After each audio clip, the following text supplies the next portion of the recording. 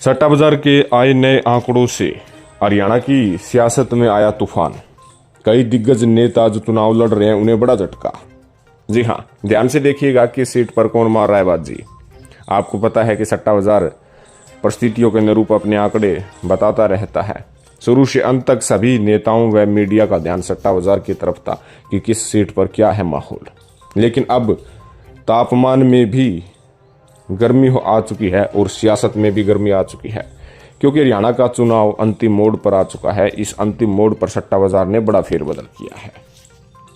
कहीं ना कहीं जो प्रत्याशी जीत का दावा कर रहे थे, उनका दावा कहीं ना कहीं अब झटके के तौर पर देखा जा रहा है। जो पहले आगे था वो पीछे हो गया, पीछे वाला आगे हो गया। बदलता हुआ खेल है, यही सियासत है। तो देर न करते हुए आपको 1 बाय 1 सीट्स के बारे में बता देते हैं कि कौन कहां से किस सीट पर आगे है। सबसे पहले हम कांग्रेस की सीट की बात करते हैं कि किन किन सीटों पर कांग्रेस पार्टी को आगे दिखाया है। उनमें सबसे पहले सिरसा लोकसभा सीट की है। कुमारी शैलजा को सट्टा बाजार ने बताया कि इस वक्त सबसे फेवरेट है और जीत की सबसे तगड़ी दावेदार है। कांग्रेस पार्टी के लिए अच्छी खबर है, कुमारी शैलजा समर्थकों के लिए अच्छी खबर है, क्योंकि जी तोड़ मेहनत कुमारी शैलजा के लिए उनके समर्थकों ने की थी और सट्टा बाजार कह रहा है कि सिरसा से कांग्रेस के लिए बड़ी कामयाबी मिलने वाली है। तो कहीं ना कहीं अच्छी खबर सिरसा से कांग्रेस के लिए शुरू हो गई है। वहीं दूसरी सीट है कांग्रेस के लिए जहां से अच्छी खबर आ रही है वो रोहतक, क्योंकि 2019 के लोकसभा चुनाव में रोहतक से कांग्रेस मामूली वोटों से हार गई थी। लेकिन अब की बार दीपेंद्र सिंह हुड्डा ने कड़ी मेहनत की है और खुद लगे हुए हैं।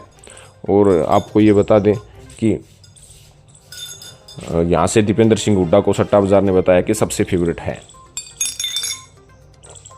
कहीं ना कहीं दूसरी ऐसी सीट रोहतक है जो जहाँ कांग्रेस पार्टी मैदान मार सकती है। वही अगली सीट है सोनीपत की। सोनीपत में माहौल चेंज हो रहा है। सट्टा बाजार कभी बीजेपी को आगे दिखा रहा था, कभी कांग्रेस प्रत्याशी को आगे दिखा रहा था। लेकिन जो नए आंकड़े आए हैं उसके मुताबिक सतपाल ब्रह्मचारी कांग्रेस प्रत्याशी नंबर 1 पोजीशन पर है। नंबर 2 पर मोहनलाल बड़ोली है। कांटे की टक्कर अवश्य है, लेकिन परिस्थितियों के अनुरूप सट्टा बाजार ने बताया कि कांग्रेस प्रत्याशी इस वक्त नंबर 1 है। अगली सीट है अंबाला। अंबाला से वरुण चौधरी और बंतो कटारिया के बीच कांटे की टक्कर है, लेकिन मैनेजमेंट सही से संभाला हुआ है। लेकिन सट्टा बाजार ने बताया कि वरुण मुलाना नंबर 1 पोजीशन पर है, नंबर 2 पोजीशन पर बंतो कटारिया है। हालांकि यहाँ पर आने वाले समय में माहौल कुछ भी बदला तो सट्टा बाजार अपने आंकड़ों में बदलाव कर लेगा। वरुण मुलाना अंत तक यदि अपनी पेठ बरकरार रखते हैं तभी जीत पाएंगे। अगर उनकी पकड़ ढीली हो जाती है तो बंतो कटारिया परास्त कर सकती है। अगली सीट है भिवानी महेंद्रगढ़। भिवानी महेंद्रगढ़ में प्रत्याशी ही छिन्न भिन्न हो चुके हैं। उनको पता ही नहीं है, क्योंकि सट्टा बाजार कभी बीजेपी को आगे कभी कांग्रेस को आगे। हालांकि धर्मवीर सिंह काफ़ी क्षेत्रों में अच्छी पकड़ बनाए हुए हैं और राव दान सिंह भी अच्छी पकड़ बनाए हुए हैं। मुकाबला अच्छा है और इस वक्त इन्होंने बताया कि राव दान सिंह नंबर 1 पोजीशन पर है, नंबर 2 पर धर्मवीर सिंह है। तो यानी 5 सीटें ऐसी हैं जहाँ पर कांग्रेस को आगे दिखाया है, जिसमें सिरसा, रोहतक, सोनीपत, अंबाला, भिवानी महेंद्रगढ़ है। अब बीजेपी जहाँ से आ गया उसमें आपको बता दें कि गुड़गांव लोकसभा सीट, गुड़गांव से राव इंद्रजीत सिंह को नंबर 1 पोजीशन पर दिखाया है। नंबर 2 पर राज बब्बर को दिखाया है। राज बब्बर के साथ भीड़ अवश्य होती है, लेकिन अभिनेता भी हैं साथ के साथ, तो अभिनेता को देखने के लिए भी लोग आ रहे हैं। अगली सीट है करनाल। करनाल से मनोहर लाल खट्टर के लिए अच्छी खबर है, क्योंकि प्रचार प्रसार में उन्होंने कोई ढिलाई नहीं की और उसके साथ साथ कई जगह किसानों ने उनका विरोध भी किया है। वह अन्य गतिविधियां भी देखी गई, लेकिन यहाँ पर वे आराम से जीतते हुए दिखाया गया कि सट्टा बाजार कह रहा है कि अच्छे भाव हैं और वे आराम से जीत जाएंगे। अगली सीट है हिसार की। हिसार में मामला गड़बड़ाया था, क्योंकि जयप्रकाश को कांग्रेस ने उम्मीदवार बनाया तो एकदम से वोटों का बुस्ट हुआ था और सट्टा बाजार ने जयपी को आगे दिखाया था।